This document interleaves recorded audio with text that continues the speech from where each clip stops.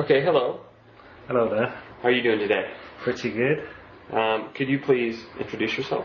Yeah, my name's Stephen and I come from the north of England. Oh, really? Where in the north of England? A little village called Gosford. Is it a big place? No, it's about 10,000 people, I think. Oh, really? Yeah. Wow. Yeah. Do you go back there often? Not so often.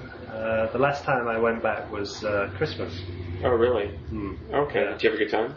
Yeah, it was very nice. I saw friends and family and did the usual Christmas things. What are the usual Christmas things? Oh, I guess a lot of eating, a lot of drinking, a lot of laughing, just general fun and games, I guess. Oh, great. How many of your family members still live in this town?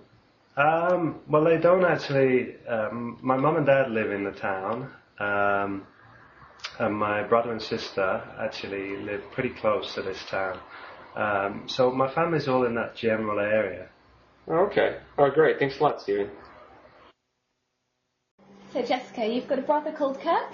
Yeah, that's right. He is 2.5 years older than I am, and we get along very well now. You get along very well now. How did you get along in the past? Not very well at all, actually. He was always very mean and heartless, should we say. What was the first thing you remember him doing to you?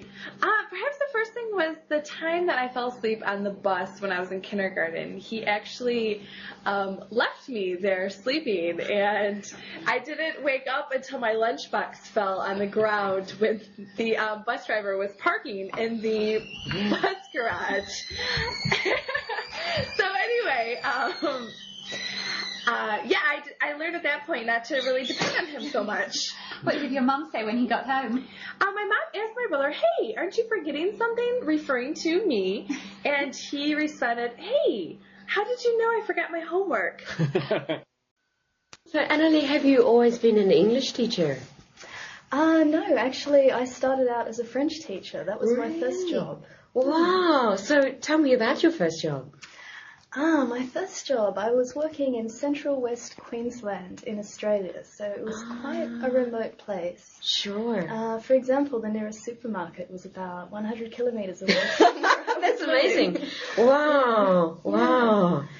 And so, of course, some of the students lived a long way away from the school, so they had their lessons by teleconference, actually, at School of the Air. Wow. So when you had a teleconference, for example, how many students would be on air at the same time? I guess around 8 in 2 different locations. Wow. And I'd be in the 3rd location, so...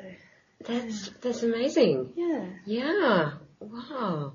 And how often would you be teaching like this? Well, the students were aged between 9 and 12 years old, and they had 2 French lessons a week by teleconference. Wow. And how long was each lesson? 45-minute lessons. Great. That's really interesting. Yeah. Fantastic. Thank you. Hello, Anne. How are you doing? I'm fine. Anne, can you introduce yourself and tell people where you're from? Yeah, my name's Anne Hutchison, and I'm from Montreal, Canada. And right now, I'm an English teacher in Tokyo, Japan. Okay. What's Montreal like? Montreal is a really nice city. It's just very cold in the wintertime. It has 4 seasons, and the nicest season is the summertime because it's really warm, and people play a lot of sports, and there are some parks in Montreal, and you can go swimming and hiking and biking and rollerblading. It's a very interesting city. Were you born in Montreal? I was born in Montreal, and I can speak 2 languages. English is my first language, but I also studied French in high school. So were you in a submersion program where all your subjects were in French?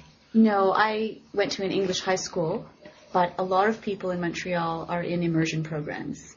Okay. Since you learned French, what do you think is the best way to learn a language? I think that you have to like learning another language. And if you have a positive attitude, then you can find learning another language fun rather than stressful. So I think that I had a few French friends, and we would practice, and they would be very patient, and I liked the fact that I could communicate using another language because then you have another identity. You have your French identity. I do. Okay. So what's your name in French? Mon nom est Anne. Oh, okay. Wow. I need to get myself a French name. Todd. Okay. Thanks a lot, Anne. You're welcome. Nice speaking with you. All right, Tennessee, you were talking about how you like movies. Yes. I'm a big movie buff. Okay, what kind of movies do you like? I like most genres of movies. It's just what I look for is a good story and good characters is the main thing. Uh-huh. So even if I like the genre, if like whether it be science fiction or a historical drama, if the story isn't good, then I don't like it at all. Okay, off the top of your head, what's a movie that you really liked? Well, The Lord of the Rings they've been doing, I really have enjoyed. Uh-huh. They did a good job. Did you read the books? Oh, yes. That was one of the first adult books I read when I was in elementary school. Okay. Well, what's the last movie you saw? Last movie I saw, Pirates of the Caribbean. Okay, was it any good? That wasn't bad. Wasn't bad? Yeah. All right, thanks a lot. I like pirates. You like pirates? Oh, yeah. I used to, when you're a kid, pirates is the thing to be. Yeah. Yo ho ho and a bottle of rum. Okay. All right, thanks, Tennessee. Okay. Claire, you're from England. That's right. How would you compare England and Japan? Well, I think, let's take price-wise, they're actually quite similar. Well, maybe not England as a whole, but say Japan and London is very similar, I found, in supermarkets and in housing and things like that. In other respects, the people are certainly different. I mean, British people are renowned to be very polite, as Japanese people are too. And Japanese people are very helpful as well, probably more so than British people, I would say. What else? What about the weather? The weather.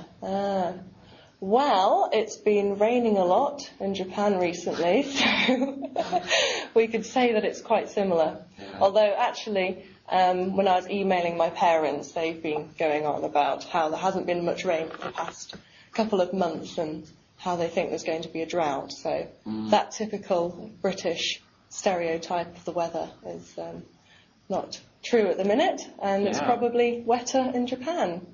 But, I think climate-wise, it's quite similar in terms of temperature. It's definitely much more humid here than at home.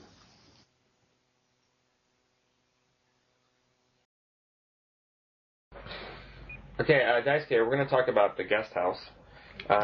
We live at the same guest house. Yes. Yeah, and there's lots of people here. Yep. What do you think about the guest house? It's quite nice to meet different people from different countries. Yeah. What do you do at night at the guest house? At night? Yeah. Normally I work quite early. So I start working quite early, so I'm sleeping at night. Oh, you don't party with the people or have drinks or anything? Only on Saturday. Saturday, after work, I go to Giza to have a drink with my workmates. Oh, okay. Then I come back quite late. So maybe I stay here maybe for 2 hours or something. Oh, really? Yeah. Oh, okay. And do you know everybody at the guest house? Do you know everybody here? I don't think I know everybody, but I know some people who comes down to the first floor, and yeah, you just hang out. Hang out. Yeah. Okay. And how long do you plan to live here at the guest house? My plan is I'm gonna live here within 1 month, so it will be 4 months. 4 months? Oh, you're going to move? Yeah. Oh, really? Why? I'm searching for the job in the restaurant. As soon as I get the job, I'd like to move and live close to the restaurant, because the restaurant life is, quite long hour. So I have to, live close to restaurant, get some sleep. Yeah. What kind of restaurant job? Cook or waiter? Or? A chef. Chef. Cook, of course, cook. Okay. I don't get any skills. I don't have any skills, so I have to start from the bottom. Oh. But I want to choose the Japanese cuisine.